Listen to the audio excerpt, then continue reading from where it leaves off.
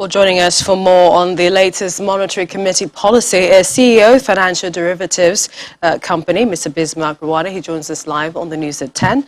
Welcome. Good evening. Thank you for having me. All right. The MPCs appears to have maintained status quo 90% of the time in the last 3 years. What's your take? Is this becoming a ritual, and what's the impact on our economy?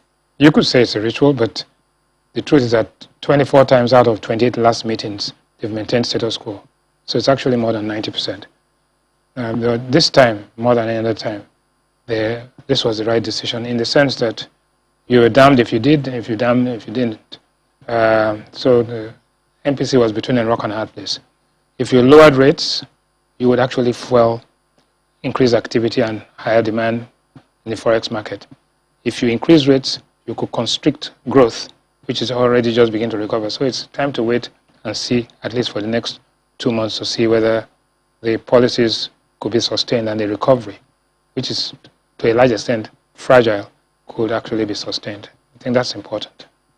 So looking at the perhaps recently published inflation numbers, 17.01%, it showed a decline. This is perhaps what we've seen for the 5th consecutive time, sort of. But prices in the retail markets do not necessarily validate the numbers. So what are we looking at? You're right. The reality is that the drop in rates, it came all the way, inflation from about 18.3 to about 17%. The actual change in inflation was not that significant. It moderated, and actually it's consistent with the rest of the world. Whilst, in fact, the output growth itself was even much lower. When you compare to money supply growth, which is a technical term, once money supply is growing at about 17%, while output is growing at about 4%, you are bound to have an inflationary pressures are going to manifest itself.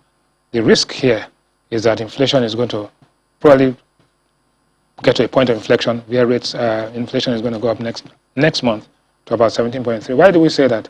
If you look at the synthetic basket which we constructed here of 5 items, you'll find that if you take it one after the other, the price of yam has increased by 15% to from 1,300, that is 1,300 to 1,500, and this is the time of harvest and the new season. You've seen the price of pepper has gone up by 50% from 20,000 to 30,000 naira, and the price of flour has gone from 15,000 to about 21,000 naira. Cement has gone up from 3,800 to 4,000, and airfares, domestic airfares, even within Nigeria, has gone up by over 10%. So that gives you a sense of the fact that some of the exchange rate pass-through is beginning to feed into domestic prices, and so that even though you've got 5 consecutive months of a decline, marginal decline, you might see a point of inflection next month when prices begin to go up again. Is this also the same impact on the middle class wallet? Yes. The reality is that, like we said, there's growth, and we had 5% growth based on base year effects, not necessarily because the economy is doing great, but at least it's good news. But like Fela said in 1978, 99 standing and 49 sitting, which is shuffling and smiling if we use the term. That is still relevant today. So there's growth, but it is not having an impact on the people's welfare. So how do you convert positive growth and good economic news into creating happiness? Mind you, it is said, and it's now proven conclusively, that every 1% increase in inflation increases the unhappiness index by 0.6%. And so also the other way around, if inflation declines, you actually have an increase in the happiness index. And that is very important to note. So if you have a change in that dimension, you might find that you will have happy statistics and unhappy people. And we definitely don't want that. Oh, no, we don't. Let's look at the Naira that lost, according to analysts, 9.62% in 8 weeks following CBN's announcements of no forex sale to Bureau de Change operators. I mean, what's the cause of the depreciation, and what would you say would be the solution? Quite frankly, if you look at since July 27, when that announcement was made, the currency has lost 9.7% in the autonomous market due to 4 reasons. One, supply. The demand-supply equation is in balance, but the structure of the market has changed. So you have central bank dominant supplier, you have the manufacturers and others dominant demanders, then you have the retail segment of the market. So the intermediaries, you have banks and you have BDCs and you have beneficiaries. BDCs so are out. the BDCs were removed, so it created a temporary bottleneck. And so this fueled fear, fueled panic, fueled speculation, and to some extent fueled sabotage, which is what the central bank was referring to. So the question is, if there's enough supply in the official market, then the spillover effect of that extra demand will not go into the autonomous market. So what you need to do is to increase supply, remove the bottlenecks, and then you will have what you call an efficient market hypothesis playing out. Until that is done, you are going to have these distortions. You know, basically, let's put supply, rationing, 2, speculation, 3, fear, which breeds its own fear, speculation, and sabotage. You understand, you have to look at all of these things together, and that is why the frustration of the regulators and policymakers, to the extent that this thing, you know, it becomes a self-fulfilling prophecy if you are not careful, right? But the answer is you must increase supply. If you don't increase supply, then the distortions will create these gaps, which lead to all sorts of dysfunctional reactions. Give us your thoughts about what the CBN also said today, the sort of link of illegal forex traders to encouraging insecurity in the country. Well, that's a known fact that there's a correlation between money laundering, terrorism, narcotics, and all this nefarious activity. That's given. The Pope is Catholic, right? So we know that. The reality is that what are you going to do about it?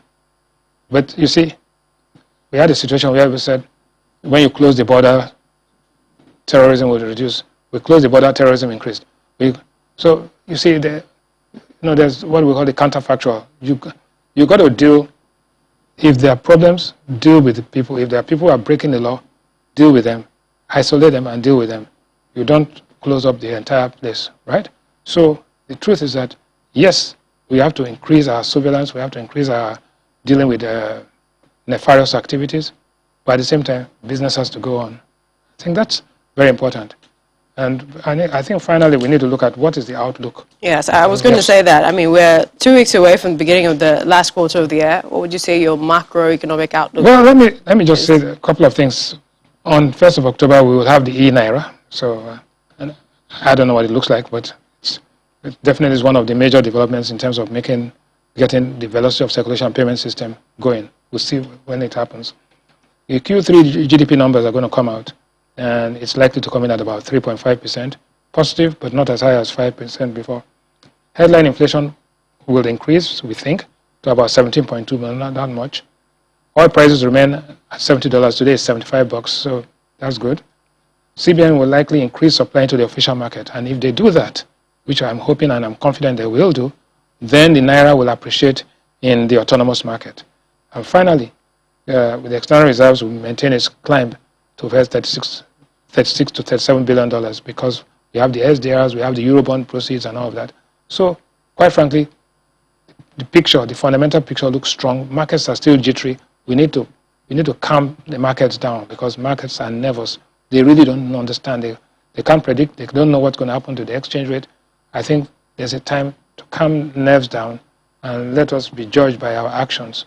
And, it's time to calm things down. So for, the commodities markets, people's wallets, prices of retail markets, what would be that outlook? It's going to be a tough Christmas. Let's not deceive ourselves. There's no point, it's going to be a tough Christmas. But it's the Christmas of 2021, probably better than the Christmas of 2020. But definitely we're looking at growth in 2021 and 22 that are better than where we are. So it's a move in the right direction. One remains cautiously optimistic because there are too many unknown variables. But like they say, what you see is what you get, and what you don't see is what gets you. Sometimes there are just too many unknowns. We appreciate your time always on the program. Renowned economist, CEO, Financial Derivatives Company, Mr. Bismarck Rouhani. Thank you for joining us on the News at 10.